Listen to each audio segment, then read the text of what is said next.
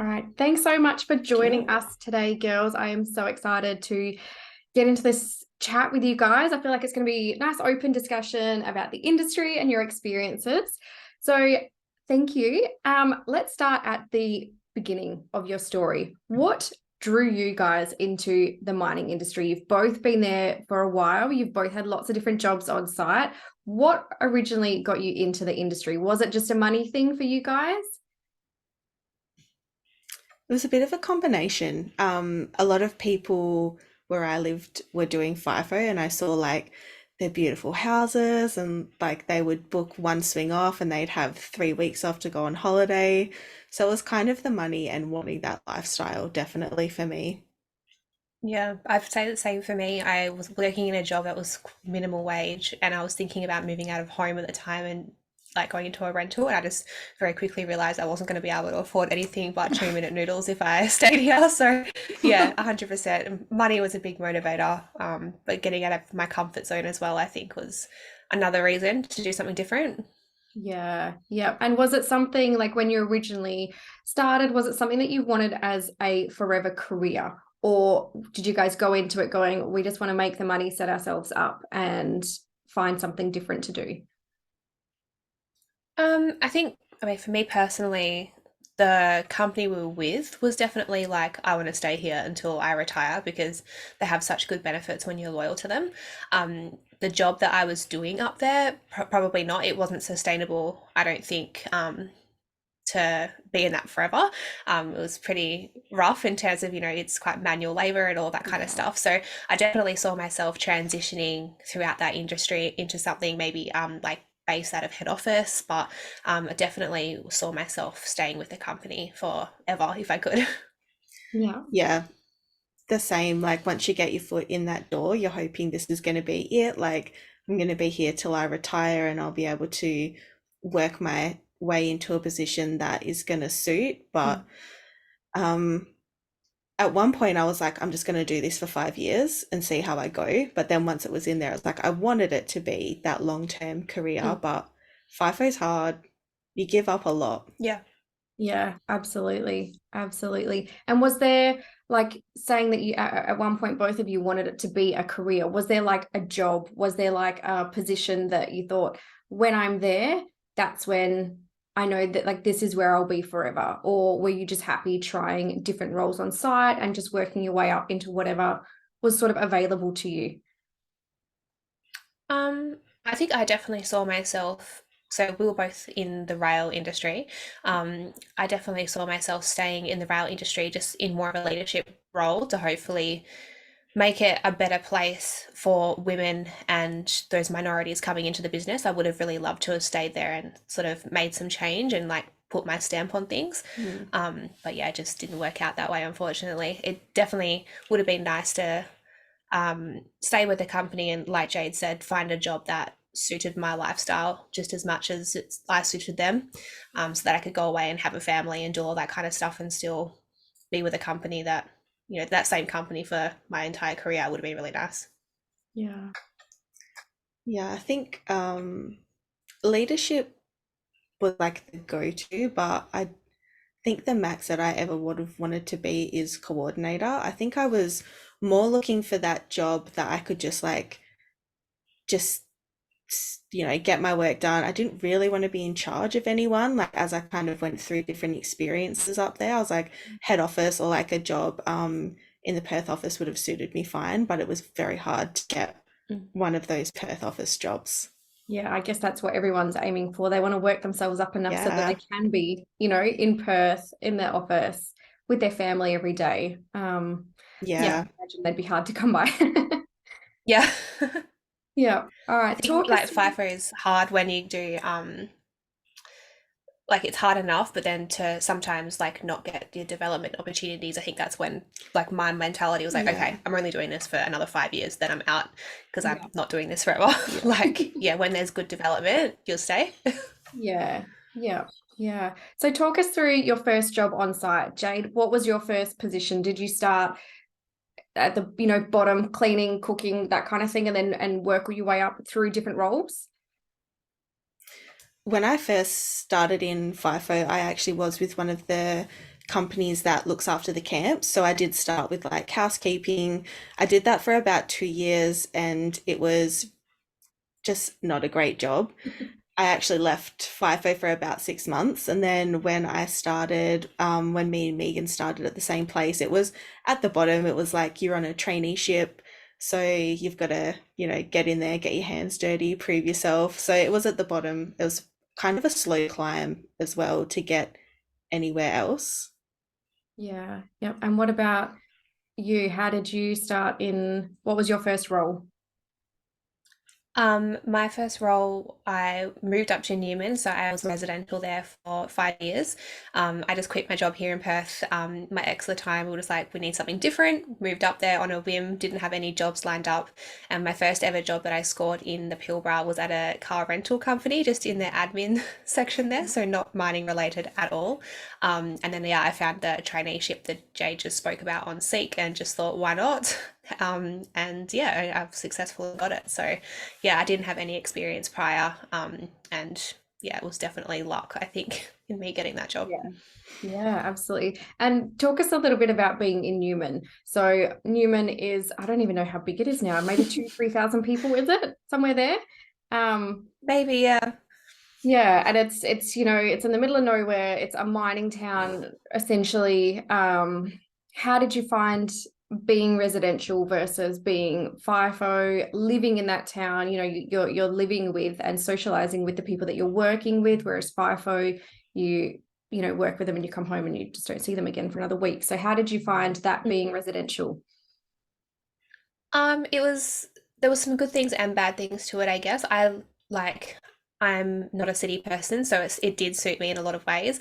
And I have my very small circle of friends as well, so I don't need loads of friends and loads of things going on around me. I loved being able to finish work and then have a week to just shoot off and go forward driving and go to Carragini and have all these like amazing Australian sites literally like half an hour away from my house, which was amazing. Um, but I would say unless you have like a good support system up there, it is really isolating and really hard. So all my family was down here in Perth still. The relationship I was in at the time, his family were up there. And then when that sort of broke down, I lost all of that. And then I was just up there by myself. And that's when it very quickly just wasn't working for me and I came home. So I think if you've got like a good support system or if you've got a friend up there or a family member up there, it's great. But when you're up there by yourself trying to, I guess, sustain a good work-life balance, it's a bit hard. Yeah. Small town syndrome as well, I guess. Everyone loves to be in your business. So it's like once something goes wrong, everyone's like chatting and it's like, okay, I'm out. This is too much, too much gossip. And I guess, you work with them as well as socialize with them. You can't escape that small town gossip when you're going to work and you're hearing the same gossip as when you're socializing. It's just all becomes, quite hard, I can imagine. And especially going through a breakup, going through being a single woman in a town like that, you tend to be a hell of a target for some gossip. Yeah. Definitely. Yes, I think, anyone that's been in a small town has been, seen that side of it. Yeah. It is beautiful though. I think if you like go up there with your partner and like your little family, that's a totally different environment. I think you would love it. But yeah, going up there by yourself or anything like that is definitely a lot different.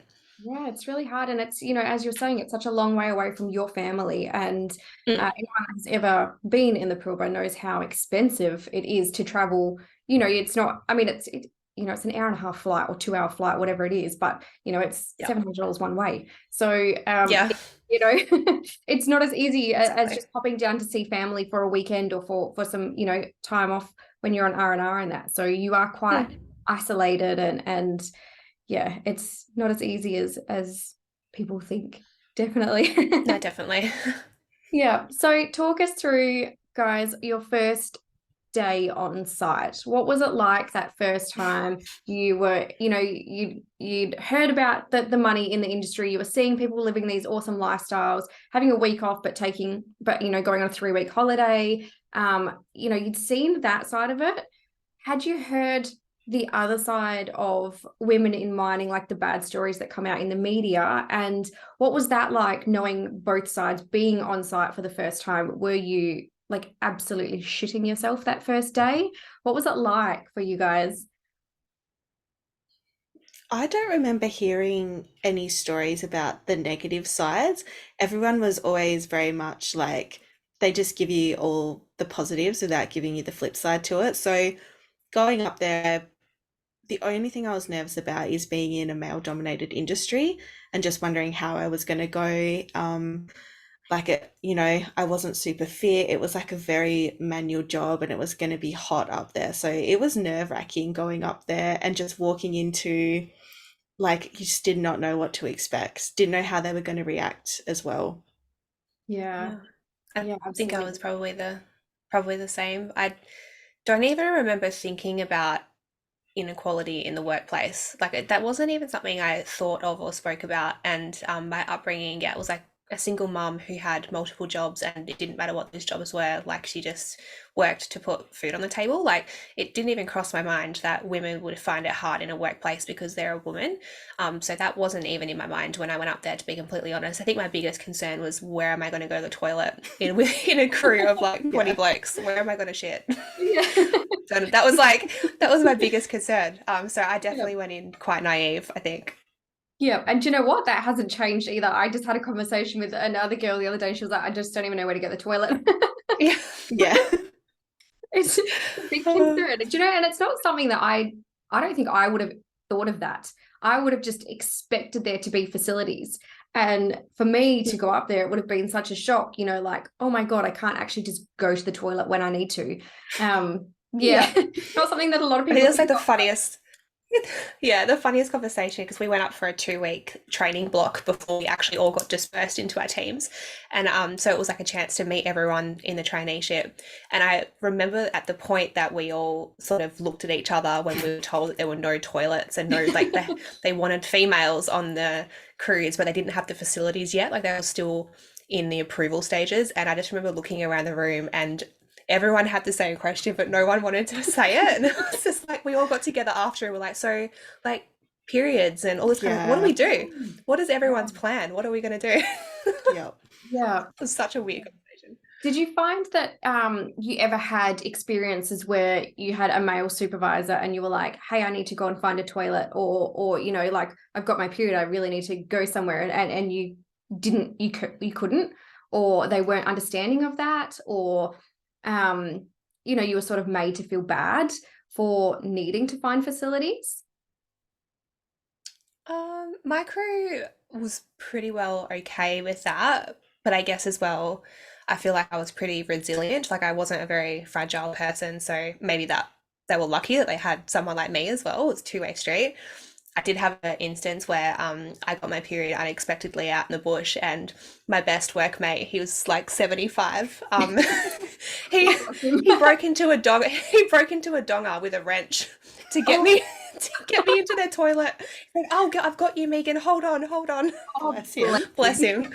Yeah, so I was okay. And being 75, he's definitely from that day and age where you just did not speak about things like that. No, Like it was just yeah, so taboo back then. So bless him for doing that for you, honestly. yeah.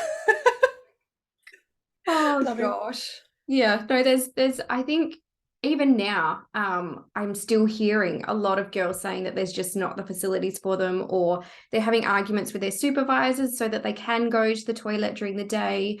And we've got female quotas on sites now. Some of the companies are bringing in quotas to have a certain percentage of females in their workforce, but they don't Yeah. have the facilities for them yet. And how long ago was it when you guys started? How long have you been in the industry and we're not seeing change yet?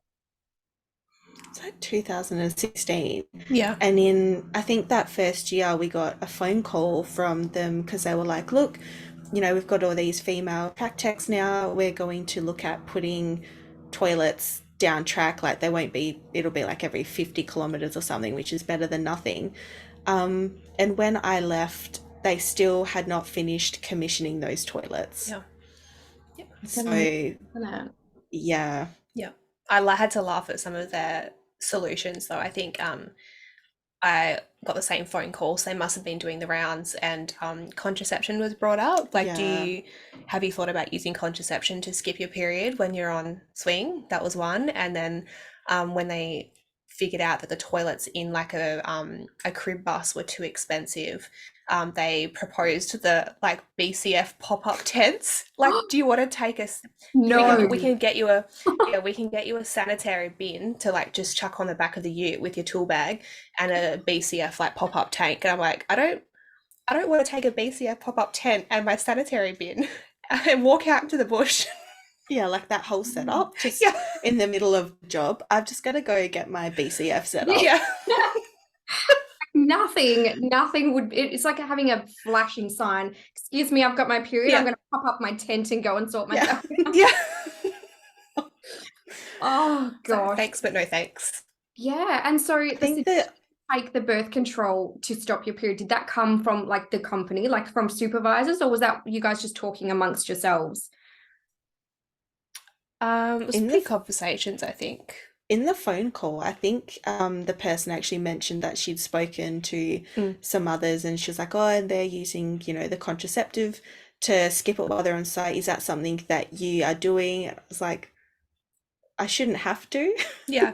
Mm, absolutely not. I mean, it's a personal choice. If that's what you want to do, go for it. But we all know the other side of contraception as well, and how Yeah, potentially harmful that can be to your body. Yeah.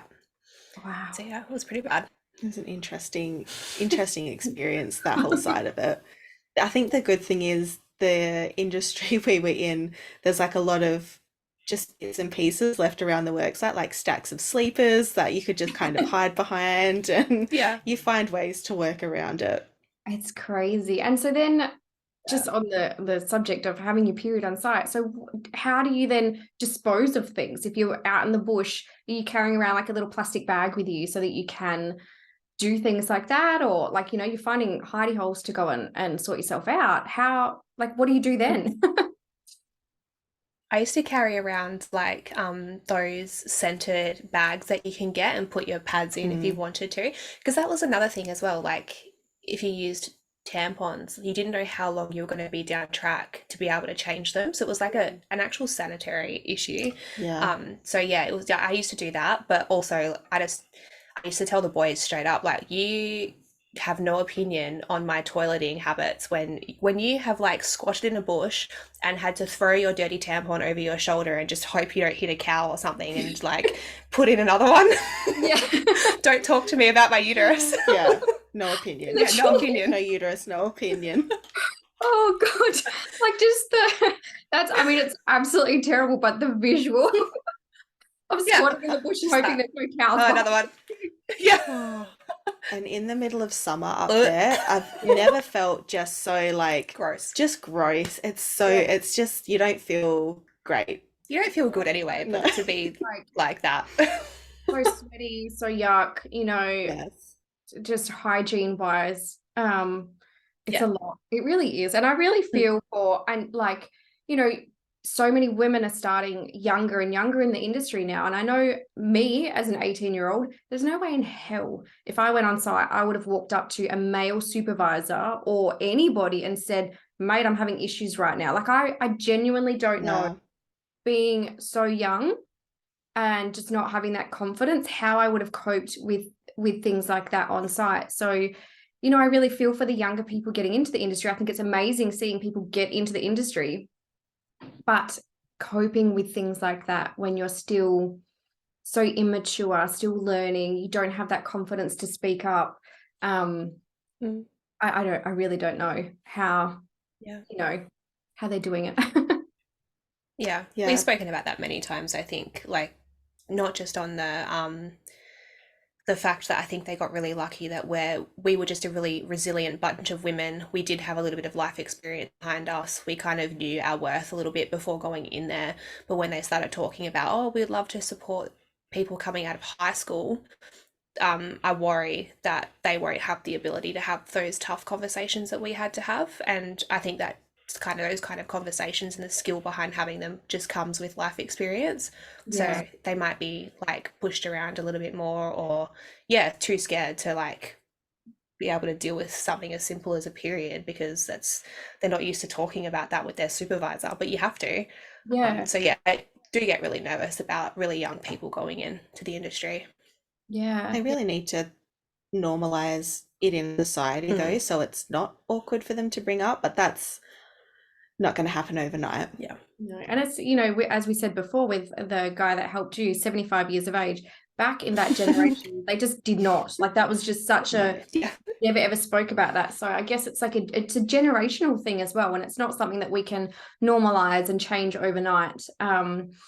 You know, even when I very first got married, my husband was like, "Ooh, can you keep that shit out of the bathroom?" I'm like, dude, come on. Every month this is going to happen. You're going to get used to it real quick.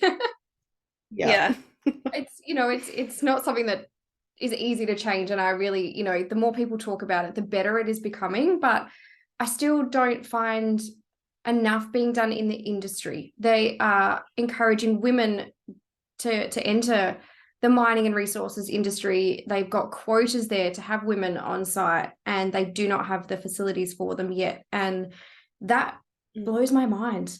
They want women to be in the industry. They're calling out for more women. They're advertising jobs for women, but they don't have a sanitary bin for us to use. Yeah.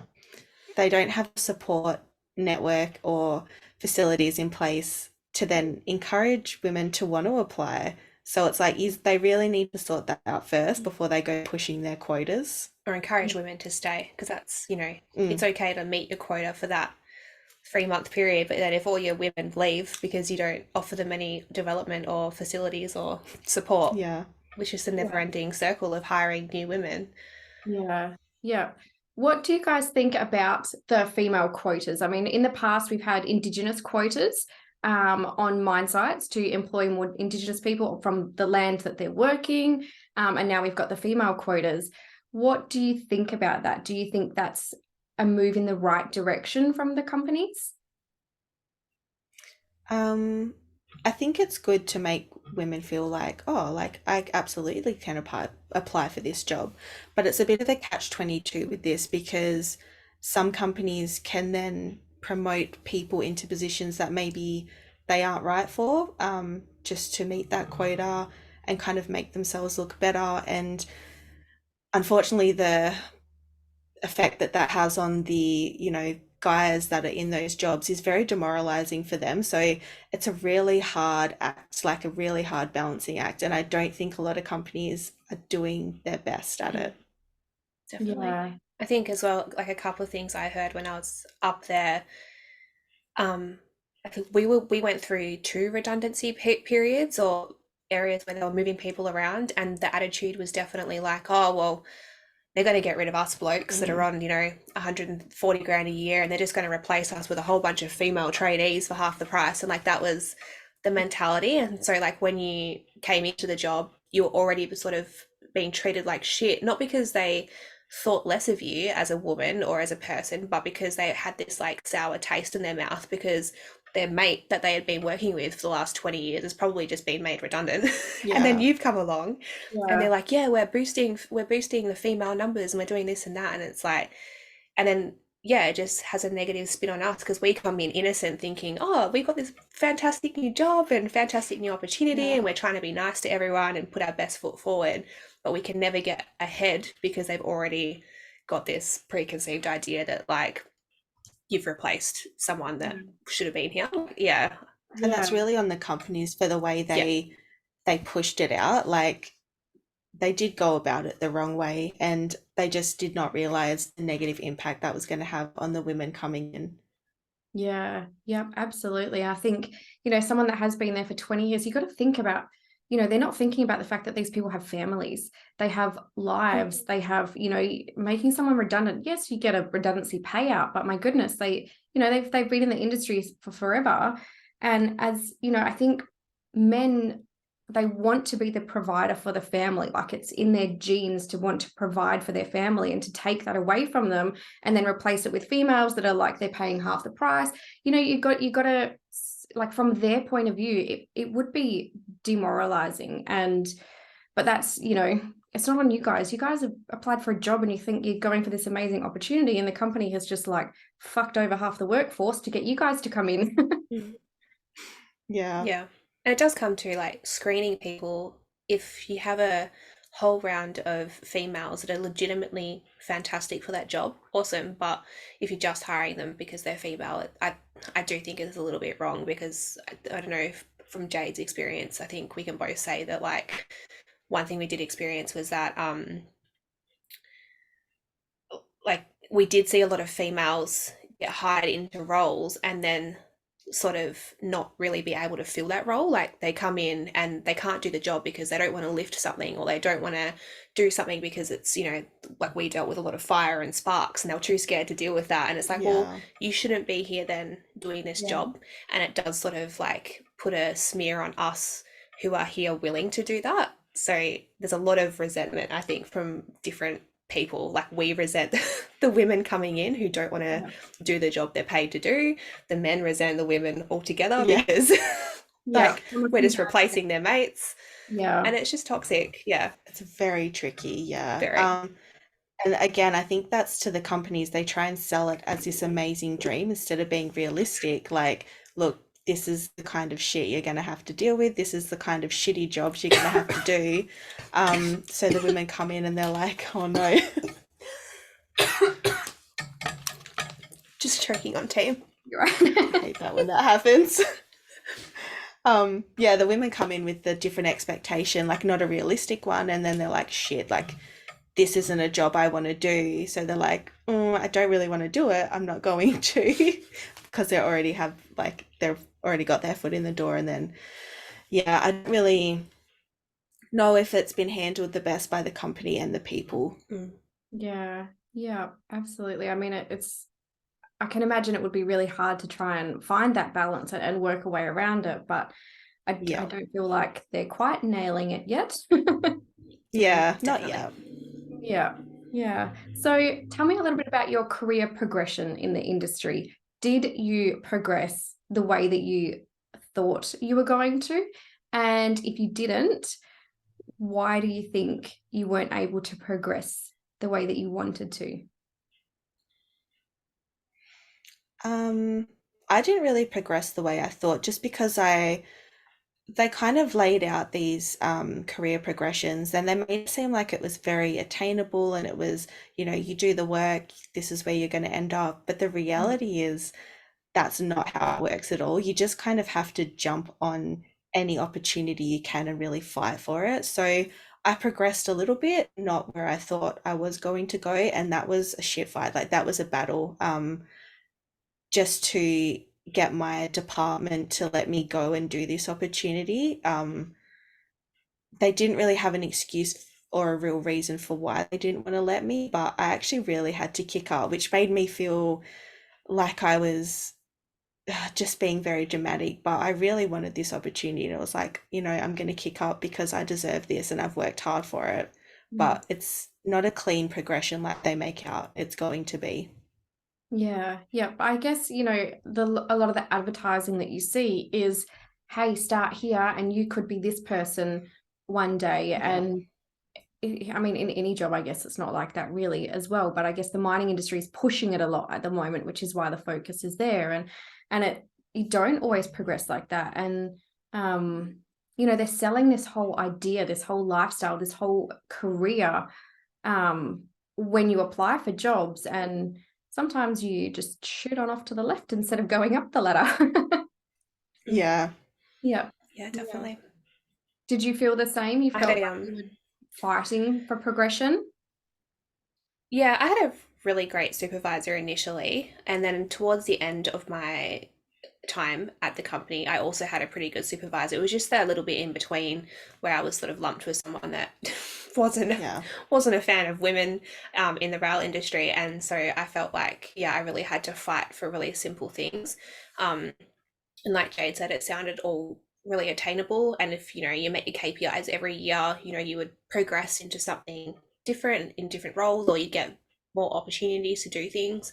And I just found that every year I would do my one-on-one and I was talking about the same goals every single year, like, oh, next year I want to be doing this, and it was just the same thing every single year. um and I guess like the excuse that I sort of copped a lot of the time was, oh well, there's guys that have been here for 10, 15 years, Megs, and they're still in the crew. So, you know, you just gotta wait your turn. It's like, that doesn't even make sense. Like, No. at all. Yeah, a lot like Jade said, it didn't really feel like they had an excuse not to progress me. I definitely think, in my opinion, it's a bit of a pick and choose type situation. Like, I'll fully admit I'm a very loud, outspoken person. If I see something not right, like, I'll speak up. I have no problems, and so I think I'd butt heads with people a lot because of that. I'm certainly not like a yes person, and so I think I probably, to my own detriment, cost myself development within the company. Like, I probably got shafted and was like, yeah, she can just she can stay down there out of the way. But whatever, that's fine. Like, I would rather be me than fake it up the top, I guess. Yeah. Yeah. Do you feel like they're the kind of people that were progressing? Like you said, you weren't a yes person. Do you feel like they were the people that were progressing in their career ahead of you?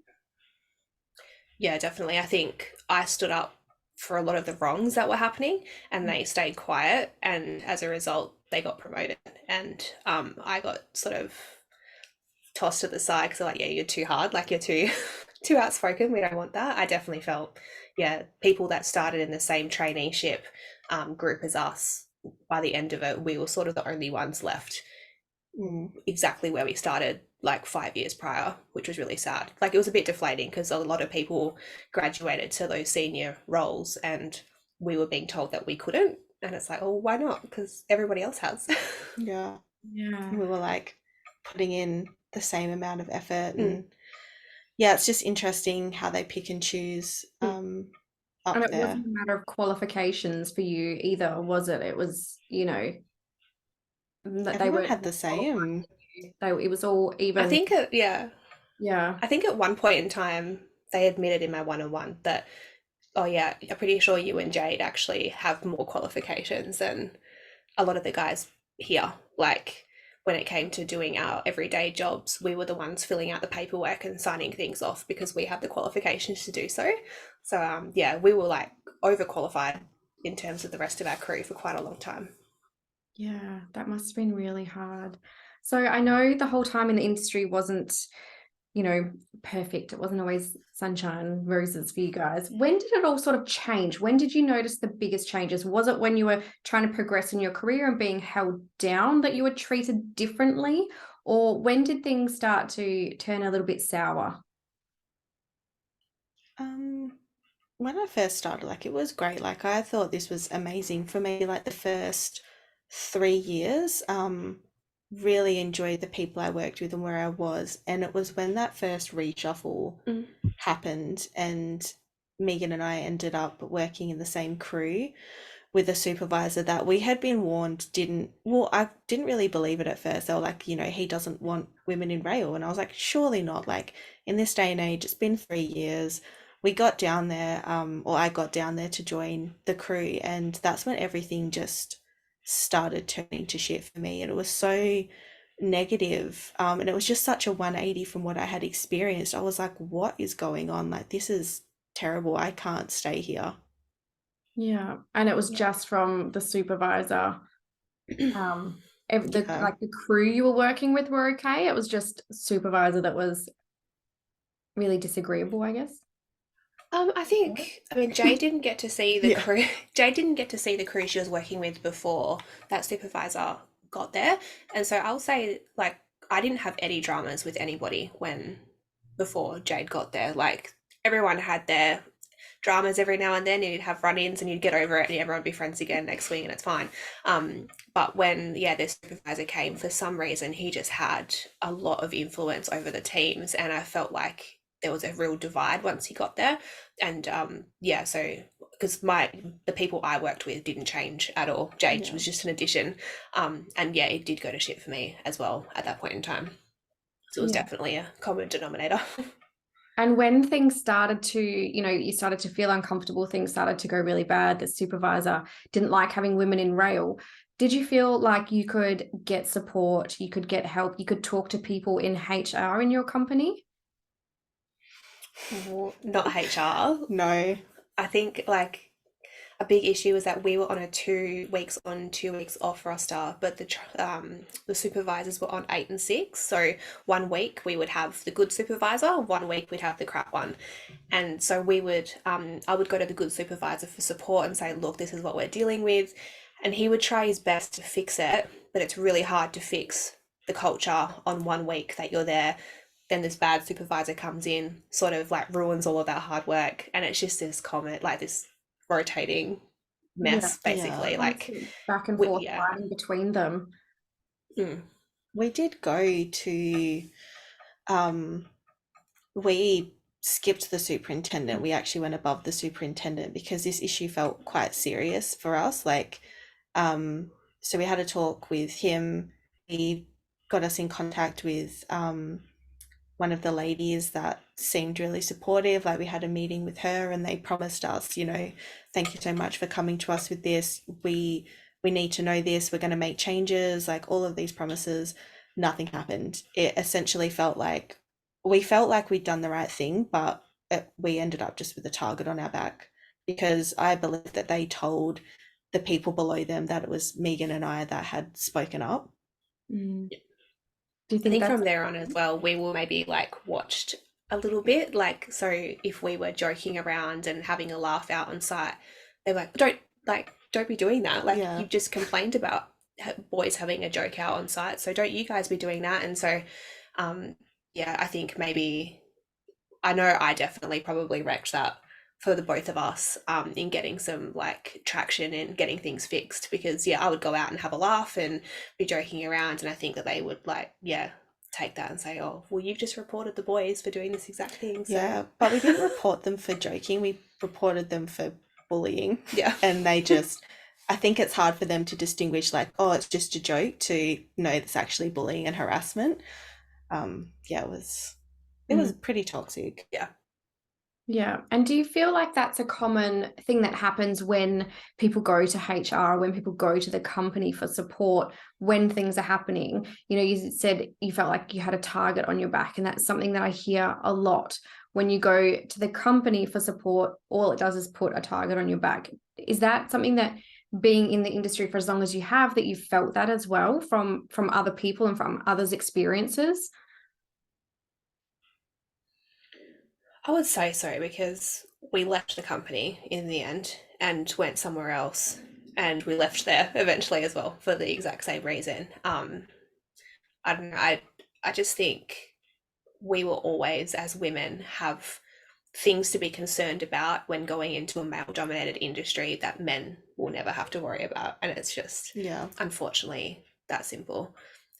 Because when we transitioned to a different company, we weren't in a leadership role, but I definitely felt like we had a career progression at this point, and we did have some authority, and still going into new work environments that were male dominated was really, I found it quite stressful. And we still had to deal with shit that I'm sure the males doing the exact same job as us didn't have to worry about. So yeah, unfortunately, I think it's just something that we need to fix. It's not going anywhere anytime soon. I think everyone worries about getting a target on their back though. Like, I've heard a lot of people say like, oh, I'm not going to speak up because I really don't want to get a target on my back. So it's not even just women, unfortunately. It's all throughout those companies. That's the thing as well. Like, we genuinely made some friends up there. Yeah. They're not all bad blokes, but that was probably the most common thing we saw, was that when we were maybe being bullied or being spoken to in an inappropriate way, the guys that were around us witnessing it didn't stand up to their mates and say something and say, hey mate, like, just cool it, like, that's not appropriate. So I think there's still a bit of a stigma there where guys feel uncomfortable pulling guys up. Yeah. And I was going to mention as well, I've heard a lot of men feel like if they speak up about different things, they get the target on their back as well. So it's not just the women that are feeling that way when it comes to speaking up. I guess for men, from my experience, it's been when a safety issue has come up, they don't want to be the one to go and say, hey, this is really unsafe on site, because then everyone gives them shit for it. But it is men and women that, you know, speaking up about anything across the board seems to not so much solve the problem, but really just create a really toxic environment for that person on site. Yep. Yep, absolutely. Yeah. That safety one's a really good point, actually. I've It's seen that actually a lot. it's really sad because they push safety Mm. and people are like, oh, I spoke up and I pretty much ended my career. Yeah. Yeah, it's terrible, isn't it? I know, like, it's been a long time, but when my ex-husband was in the industry, they used to have a saying, and he didn't work for the mining company, he was a contractor, but he had there was a saying amongst the blokes that P comes before S in the alphabet, productivity comes before safety. You know, it always was a thing. And I was like, you know what, you've got a family that you have to come home to. So, but he would never ever speak up. And like everyone else, you know, especially contractors on site, because contractors can get the boot so much easier, I guess. And yeah, speaking up about safety was just such a big no-no. And it's crazy because, you know, particularly towards the end of the year, I think you start to see more accidents, more injuries, more fatalities on site as people are getting busier. And yet speaking up about safety doesn't seem to get you anywhere, does it? No, not at all. And then when that accident happens, they're like, why didn't you speak up? It's like, because you haven't created the culture where people feel safe to speak up, you know? So it's, yeah, they can't, you know, make it hard for people to speak up, then get mad at them when they don't, but they do. Yeah. Yeah. And how do you feel about the way that mining companies like to keep their workplace accidents quiet? You know, there's so much that we don't hear about in the media because they like to deal with everything internally. So they want the investigation, they want everything to be dealt with internally. Do you feel that's creating a healthy, safe environment to work in? Or do you think that more people should be allowed to talk about what happens on sites? 100% people should be allowed to talk about what happens because they're never going to be really held accountable and make any real changes if they're not actually being held accountable outside of themselves. Like the hush hush stuff is terrible for the industry. And particularly, you know, when there's a death on site, it rocks the whole community, especially for us. There was a fatality when we lived residential, and it wasn't just the mine site, it was the entire community, you know, the volunteer ambos who had to go home to their families. They were quite often the wives of men on the site, you know, and they had to deal with it.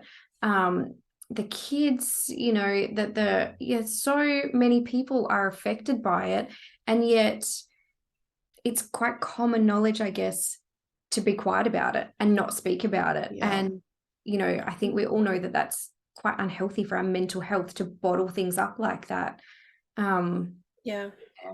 I think there's like a fear probably of and again it just comes down to the quotas and the KPIs thing. Like when you're told that you need to like report injuries a certain way or don't report that injury because that's going to really wreck our monthly KPI score, you know, like that kind of stuff. It's natural that it's going to happen and people are going to start doing the whole hush hush secret thing because nobody wants to break a streak of no injuries for 6 months. Like no one wants to say that they got bloody, like they hit their thumb with a hammer and ruined everybody's 6 month streak. Like that's really embarrassing. That's right. I think I've told you about, I hurt my ankle quite badly up on site, and I was so stressed about reporting it that I actually really worked myself up thinking that I was going to get in trouble for reporting my injury. Wow. And I should have been sent for a scan, but the fill-in superintendent at the time pretty much pressured me and the what were they called up there? The emergency service? ESOs. The ESOs pressured both of us to like, oh no, she's fine. She doesn't need to go for a scan. Yeah, I was so scared that I was going to get in trouble because there wasn't a culture of like, it's okay to report it. Yeah. I think I was the same when I was out on a site. I opened up a toolbox and the gas struts gave way and it fell on me and fell straight on the bridge of my nose and like cracked my like nose, and I had a cut there, started bleeding and stuff, went straight to the office. I was like, look, I have a throbbing headache. I feel like crap. Like I need to go to the ESO, and they're like, oh, no, you're fine. Like just wash it, chuck a band-aid on it. Like we need you back out there. I was like, cool. No worries. No worries. They got a concussion. I think I'm concussed, but sure. Oh God, and that hurts. Like honestly, anything on your nose, it's just instant, Yeah. your eyes are watering. It's just instant, like, fuck, that was not good. Yeah. Like, is it on the floor now? Oh God. Oh, I just like shivers thinking about something hitting your face like that. Oh, I'm no good. Like even I'm terrible with the little injuries. They hurt the most. Yeah. Yes, Yeah. they do. Yeah, it's creating. Do you think, I guess since you guys have been on sites, do you think it is coming a long way? Do you think they're heading in the right direction for reporting things like this, or do you feel like it's pretty much the same now as like back when you both did your injuries? I think that people are getting to the point where they're like, you know what, we've had enough of this Mm, bad culture. We're actually just going to speak up, and enough people now are backing them. So it's not just as easy to put a target on one person's back. It's like you're going to put a target on your whole crew's back. So the more that people stand together and they're like, no, like this is, you promote safety, we're going to report it. It is getting better. Yeah, I think so. that's good. That's the direction that we want to see it going, I guess. Yeah. So during your time in the industry, did you feel that there was a negative or positive even effect on your physical and mental health? Oh, I got pretty fit in that job at the start because Yeah, it at the was start. very manual, which was fun. And we were Like, happy. yeah, we were happy. Um, yeah, at the beginning, like I had physical and mental health, like I was in a really good place. Was happy, like I felt like I was where I wanted to be. Yeah, that Yeah. was mainly at the beginning. Yeah, I think I was the same. I think when the shift happened for me was probably just before Jade left my crew after I got to spend like a year with her. Um, and then, yeah, things just started sort of falling apart for me. And then because I didn't have like a support network, I didn't have my relationship anymore, I didn't have Jade, I didn't have anyone that I could trust at work. And then everything was just compiling on top of each other. I think that's when like the weight came back. I was like, all you could do up in Newman was like go to the Purple Pub and have a beer every night. So that's what I did. They had a dirty pizza. Like everything was Yeah. just, it just, I got really, really unhealthy, into really unhealthy habits, like mentally and physically. So that for me, like I had to probably leave because of that. Yep. Yeah. And do you think that we've all heard horror stories about the food on mine sites. We've all heard, really, really bad stories. Do you think there has been an improvement, or did you guys just go, fuck, I'm not eating this food? Like, how did you cope with that on site? That was hard because it kind of changed from camp to camp. Mm. Some camps had chefs that like, because unfortunately, like the chefs and the people working at the camps, they can get treated like shit and paid a really shit wage. So it's getting the chefs that like are treated well and they're like, I'm gonna just cook amazing food. You go to another camp and the chef's like, I don't give a fuck. You can have frozen steamed broccoli and it's gonna be cold. So that was hard because sometimes you would look at the bain-marie and go, I want nothing here. And you would end up just eating the shit food, especially when you weren't in a good headspace. Yeah. Depends where you are as well. Like when I was in Newman the whole time, and so I had like a car there as well, just a little runabout that we left at camp. So we had the luxury of zipping off, and if we didn't like dinner, we'll just go get dinner at a restaurant or something and treat ourselves that night. But if you're out in the middle of nowhere and you didn't have good food, that would be really hard mentally to like, yeah, have a rough day and then come home and have crap food as well. Yeah. Yeah. And there is no standard, is there, across mine sites? Like, as you were saying, it is so different site to site. Even, sites run by the same company, the food differs across each site. There is no standard at all for foods, is there? Not that I can see. No. Like I'm assuming they have like dishes that they all, I don't know if there's like a database of dishes that they can cook at the camps, but it's like they're all going to cook it differently. They're all going to have like different attitudes. So Because it was always Friday night fish and chip, Yeah. and then Sunday Every roast. site has fish and chip Or- Friday. Yes. yes, That seems to be the That's only standard. that's the only consistent thing. Yeah. Yeah. And I guess the quality of that differs from site to site as well. Some places, I know some of my girls that I work with, they're like, oh, I have beautiful grilled fish. And I'm like, oh my God, everyone else is getting the deep fried, battered, like cold, Yeah. soggy. Yeah. Yeah. And I just feel like if it tastes like the ocean, it's probably not fresh. Yeah. That's not good. Yeah, you can just get that smell as you walk through. You're like, yeah, no, that's Yeah. no good. Just turn around and leave. Yeah. Yeah. Yeah. So were there days on site when you just didn't eat dinner? You just would skip a meal rather than eat that food? I would Yeah. have what's called a liquid breakfast, which means you just go to the wet mess and have beers instead. Mm. And a Mars bar. Delicious. Mm. Yeah, I definitely, and one of the jobs I had, we stayed at a lot of different camps, and you knew which camps the food wasn't going to be great. So it'd be like, I'm just going to skip dinner, or I'm just going to get a packet of chips, Yeah. which it led to some pretty unhealthy habits.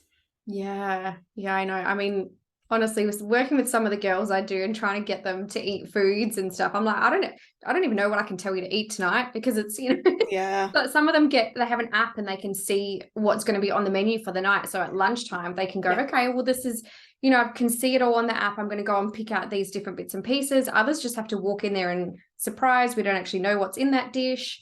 It's very Yeah. different, but some of them I'm just like, I don't even know what to tell you to eat. Just do your best, love.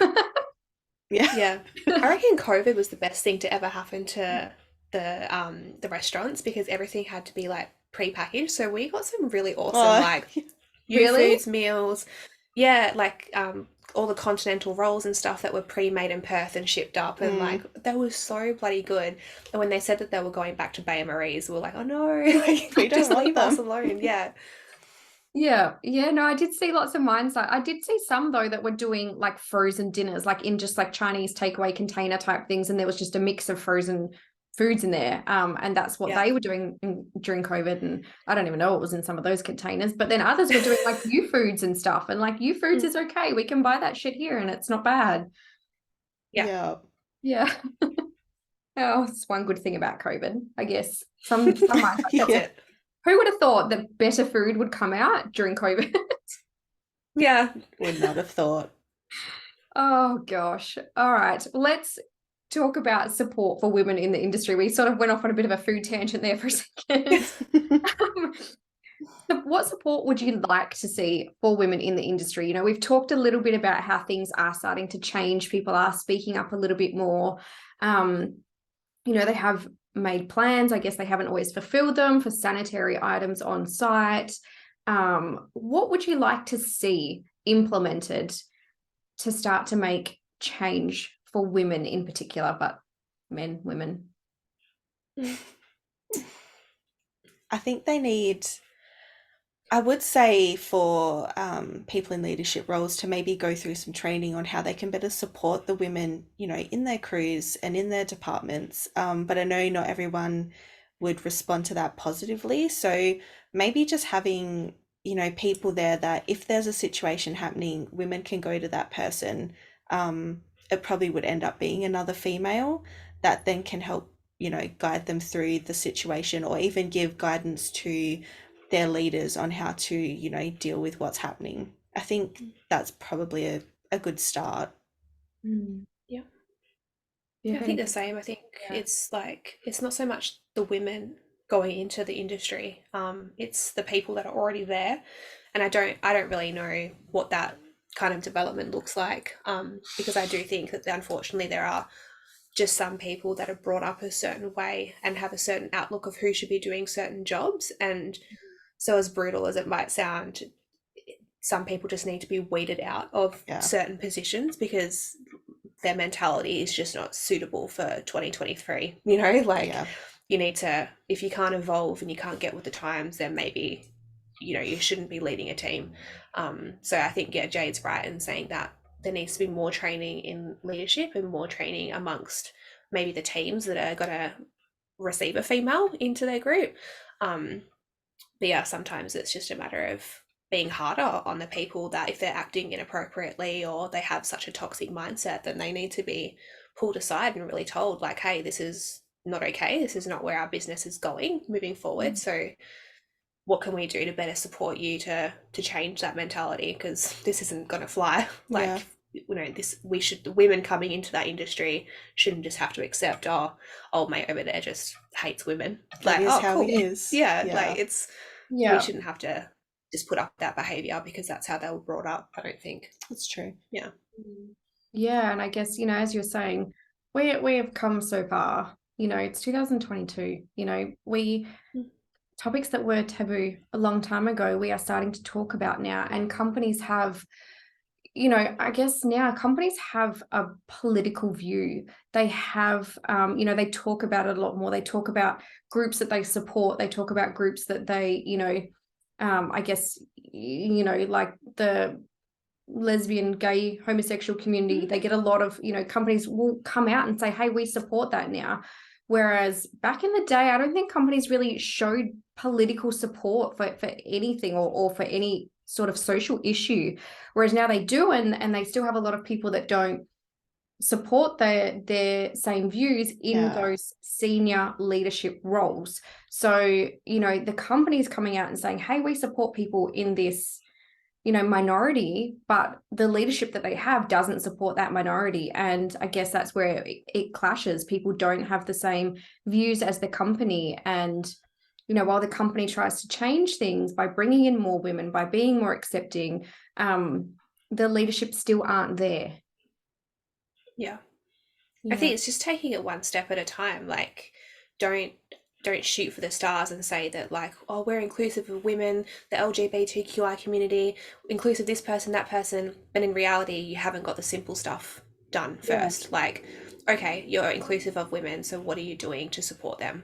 And then once you've got that down packed, let's talk about other minorities that are coming into the workplace, and let's support them. Like, don't just shoot for the stars and be like, we love everybody.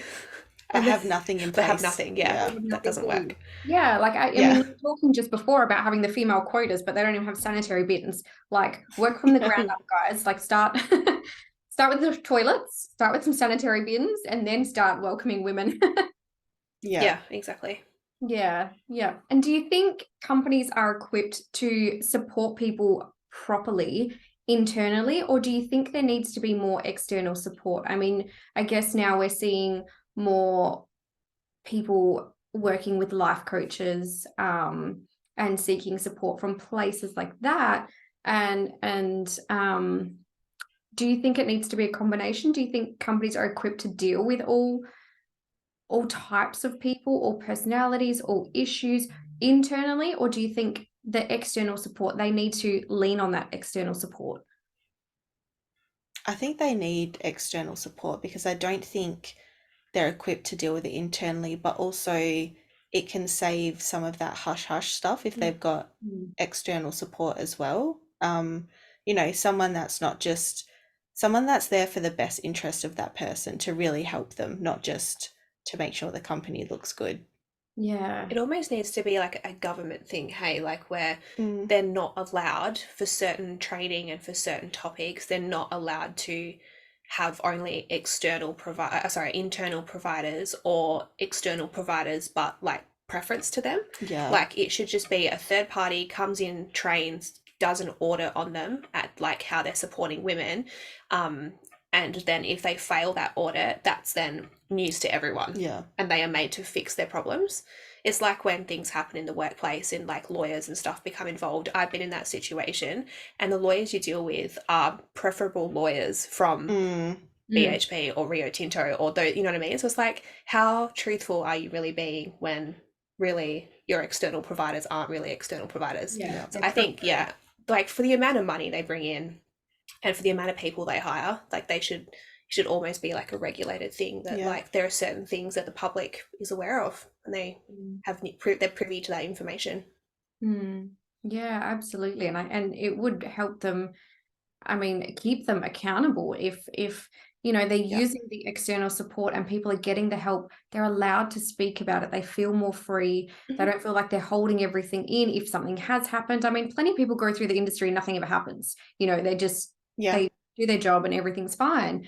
But if things do happen, and you know, you're dealing with lawyers that you know, they are the preferred lawyers. You're dealing with, you know, external support, that it's their preferred external support, and they know that the company wants to keep it quiet, that it wants to be dealt with internally, that you're not allowed to go and speak, like all the stuff. Whereas if you just pick the best person to deal with that situation rather than, hey, there are preferred ones because they'll keep everything quiet, it will keep them accountable and people will feel like they are able to speak up.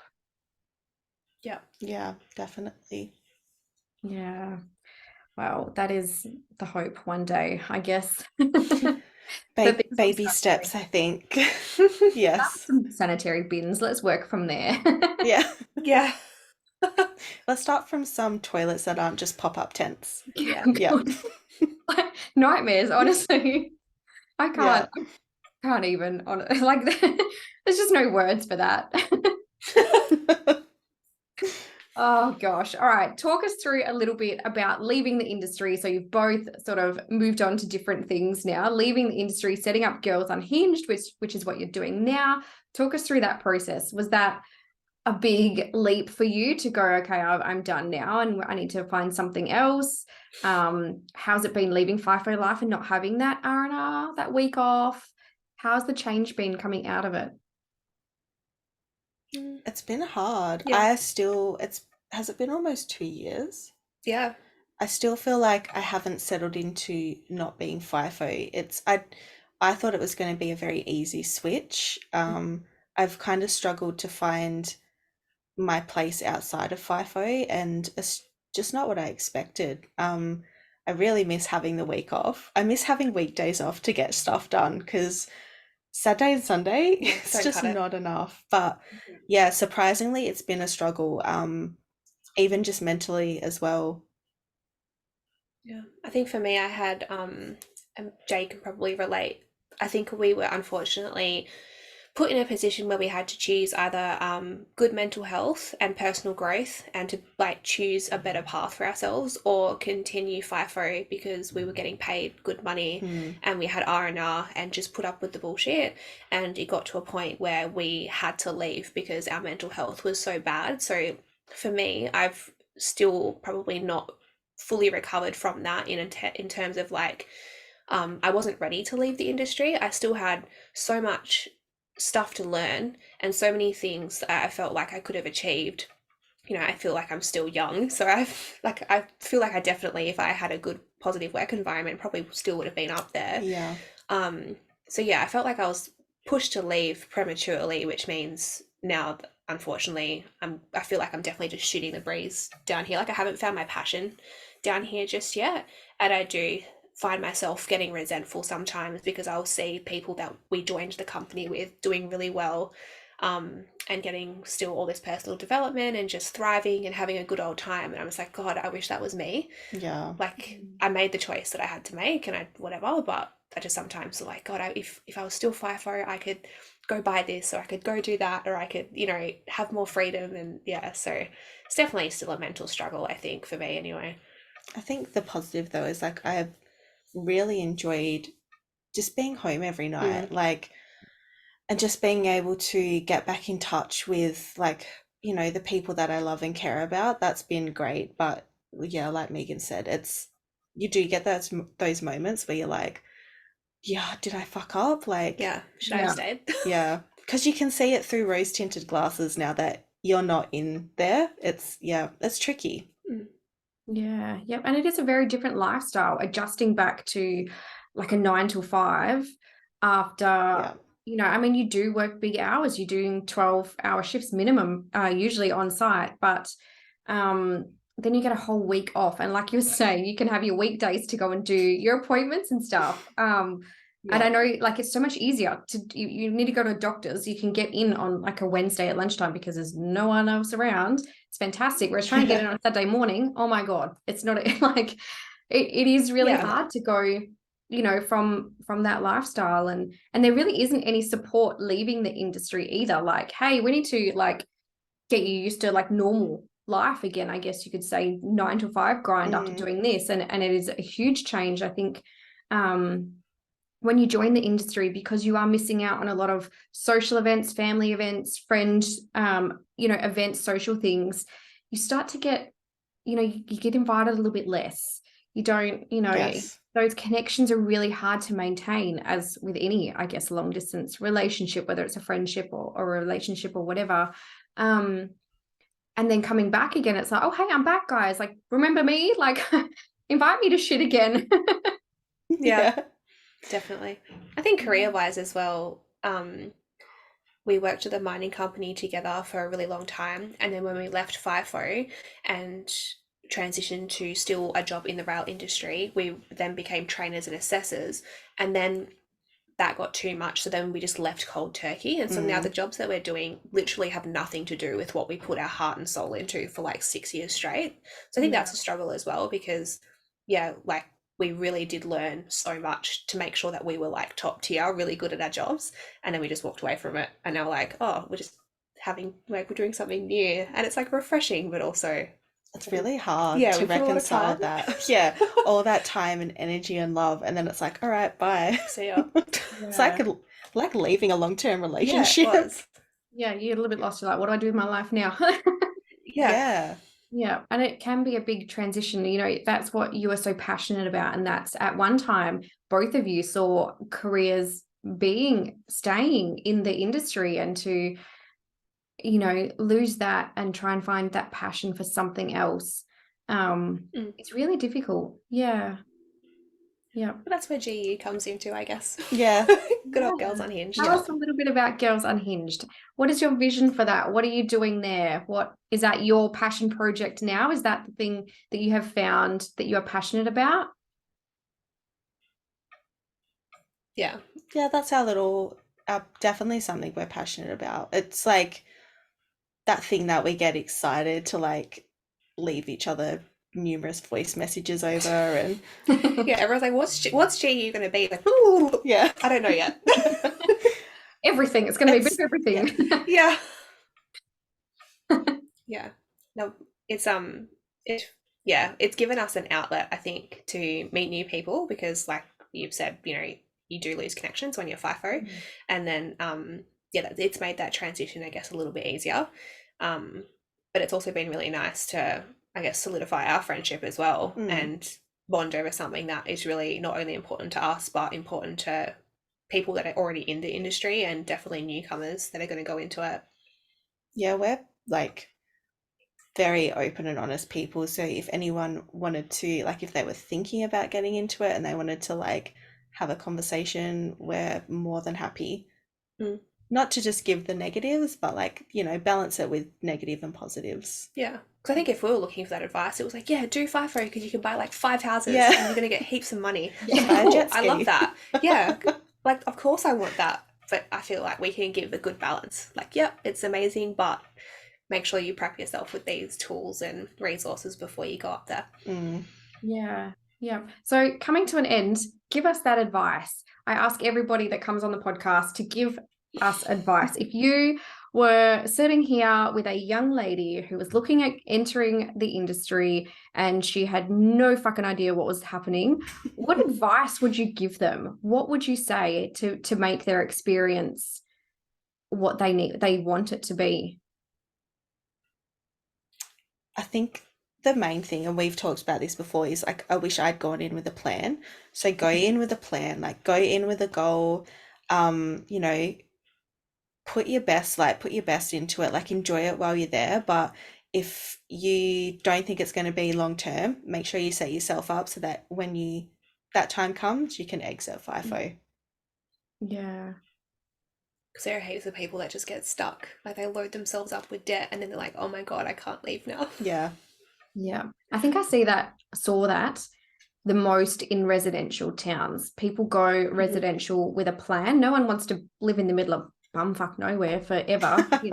Really, it's, I mean, I would quite happily go back tomorrow if I could. I know that, but most people don't want to live in the middle of nowhere for forever. And, they go in with a 2, 3, 4, 5 year plan. And then, 12 years later, they're like, man, I got so much fucking debt. I can't leave. Do I sell one of my boats? Yeah. Like literally, or it's, oh, there's a new Land Cruiser out. I better go and buy that one. My God, if I had everything, I still buy a fucking Land Cruiser while they were up there. and I shouldn't say this because I own a Land Cruiser, but we got it before we went in the industry, okay? Yeah. So it doesn't count. Yeah, It you're doesn't fine. count. Yeah. But you know, the amount of people that they had like a 2010 model 200 series, and then like 5 years later they're like, or 3 years later even sometimes, oh, there's a newer one out, we better go get that one. I'm like, what the fuck for? Yeah. Just like you don't need it. Yeah. Yeah. And I you know, see that a lot. So going in with a plan, like financial plans, but you know, I think business wise as well, like if you want to progress in your career, set some goals towards that, going in with a plan. And if it's not working out, really reassess it, I think is important as well. Yeah. Yeah. 100%. That's so important. Yep. Don't just, get bogged down and think like, oh shit, this hasn't gone my way. Like, go, okay, what do I need to fix? How can I reassess this? What do I need to change? I wish I'd been, I just wish I'd had someone to give me advice like that.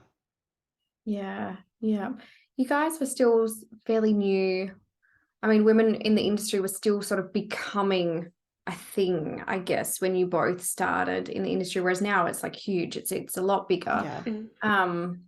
You know, it was still fairly new back then, and there wasn't a lot of support at all. Even now, there's still not a lot of support or a lot of people that can share their experiences. But I love that you know, we have this opportunity that we can sit here and chat about it for real. So that everyone's not going in there like, fuck yeah, I'm going to buy 5 houses in my first year, you know, like I'm going to progress to be mine manager in 5 years because that's what the company has sold me on their, you know, job advertising. It's so true. Yeah. Take it down a peg and let's be real about what's actually going on. Yeah, definitely. 5 years, try it, 10 or 15. Yeah, absolutely. But I think, you know, it's not just the mining industry as well. We see that across the board in lots of industries and any sales thing, I guess. You know, people tend to oversell the idea and underdeliver. Yes. Yep. Fantastic. All right. Thank you so much for joining me today. It has been an absolute pleasure. Lots of laughs. Love it. And if anyone wants to look for you, where are we finding Girls Unhinged? If everyone wants to give you a follow your journeys, have a chat to you, see what's going on, where can we find you? You can find us on Facebook. Instagram is probably the most popular option though, so we're all over Instagram, and we've released a podcast recently as well, so you can find us on Spotify and Apple Cast, isn't it? Apple Podcasts. Yeah. So yeah, you can jump on and listen to us on there. We're very active on Insta though, so like anyone that wants to have a chat, we're always happy for them to like jump in and ask us anything. Yeah. And a website for your online store? Yes, just girlsunhinged.com. Fantastic. Thank you so much. Thank you for having us. It's been really good. Thanks.